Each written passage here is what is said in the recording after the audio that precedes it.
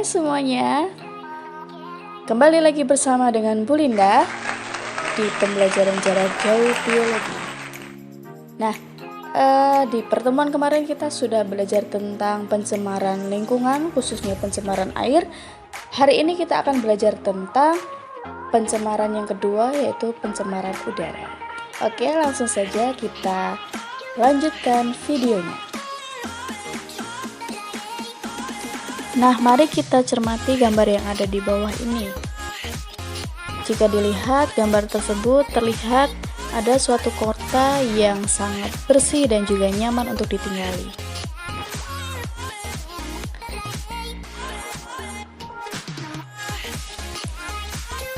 Nah, tapi yang terjadi saat ini, bumi kita seperti yang ada di gambar, banyak asap kendaraan, asap pabrik yang bisa mengganggu kehidupan bumi kita.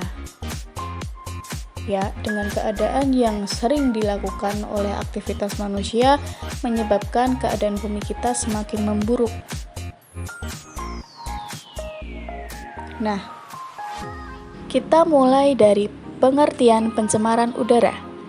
Suatu kondisi di mana udara mengandung senyawa kimia atau substansi fisik maupun biologi dalam jumlah yang melebihi batas.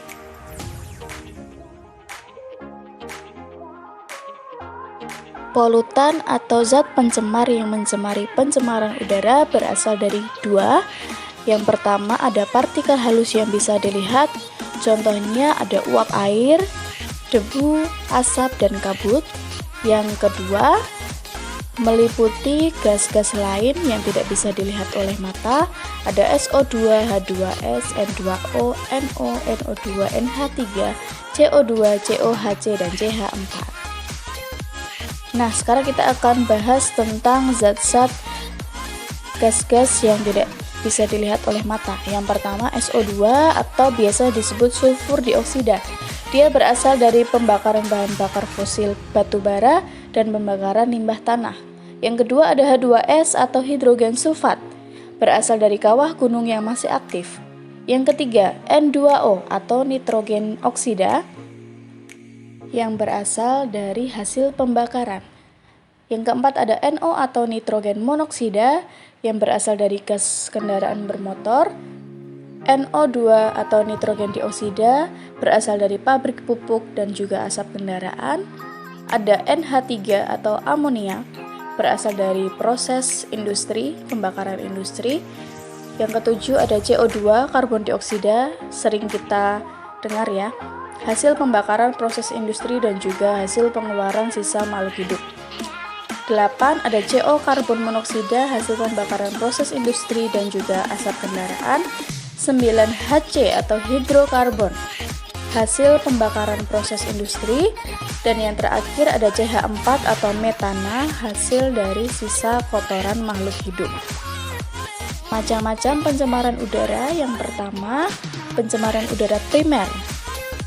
Karena namanya primer berarti pertama kali ya, langsung dari sumber pencemar. Contohnya adalah aktivitas pembakaran oleh manusia yang menghasilkan karbon dioksida. Yang kedua ada pencemaran udara sekunder. Ya, jadi dia akan terjadi karena adanya reaksi antara substansi kimia yang dihasilkan dari pencemar udara primer di atmosfer. Contohnya adalah pembentukan ozon terjadi akibat reaksi kimia yang mengandung oksigen di udara. Apa saja sih faktor penyebab pencemaran udara? Yang pertama yaitu adalah aktivitas alam, yaitu contohnya adalah sisa kotoran hewan atau makhluk hidup lainnya. Ada juga yang diakibatkan oleh bencana alam, contohnya adalah gunung meletus. Yang ketiga diakibatkan dari pembakaran hutan.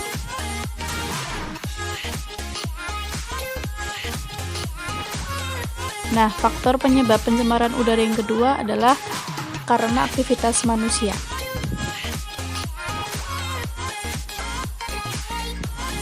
ada pembakaran sampah,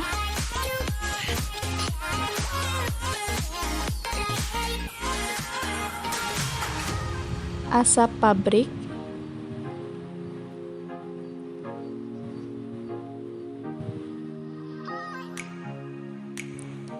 asap kendaraan,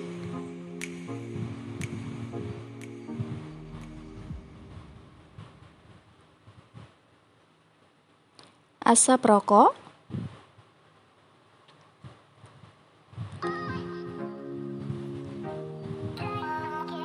dan yang terakhir adalah penggunaan peralatan elektronik yang mengandung CFC atau klorofluorokarbon.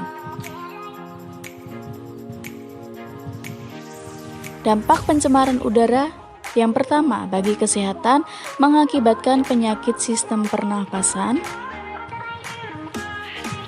Yang kedua bagi tumbuhan, bencana alam seperti gunung meletus akan mengeluarkan abu vulkanik yang mengakibatkan kematian bagi tumbuhan.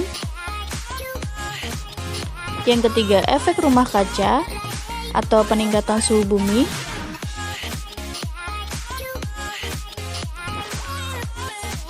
Yang keempat, rusaknya lapisan ozon. Penggunaan senyawa CFC yang berlebihan akan mengakibatkan rusaknya lapisan ozon dan peningkatan global warming. Yang kelima adalah hujan asap, menyebabkan gangguan pernapasan dan kematian pada makhluk hidup lain. Nah, sekarang kita akan mengetahui bagaimana sih upaya mengatasi pencemaran udara itu. Yang pertama adalah lokalisasi kawasan industri. Jadi kita menyiapkan suatu daerah yang dikhususkan untuk kawasan industri. Yang kedua, tidak membakar sampah di pekarangan.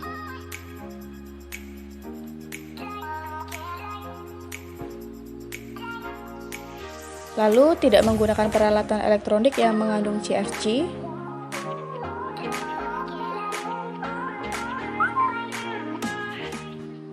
Membuat taman kota dan jalur hijau.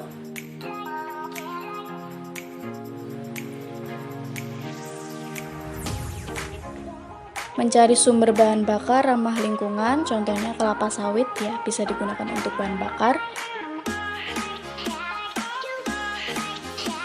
Melakukan sistem tebang pilih.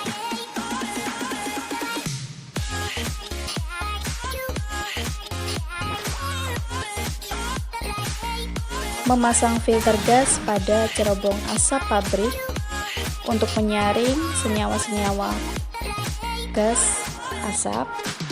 Dan yang terakhir adalah mencegah kebakaran hutan. Nah, itulah materi yang bisa Belinda sampaikan untuk hari ini. Berikut ada penugasan yang harus kalian kerjakan. Semoga materi ini bisa bermanfaat untuk kalian. Tetap semangat dan sampai jumpa.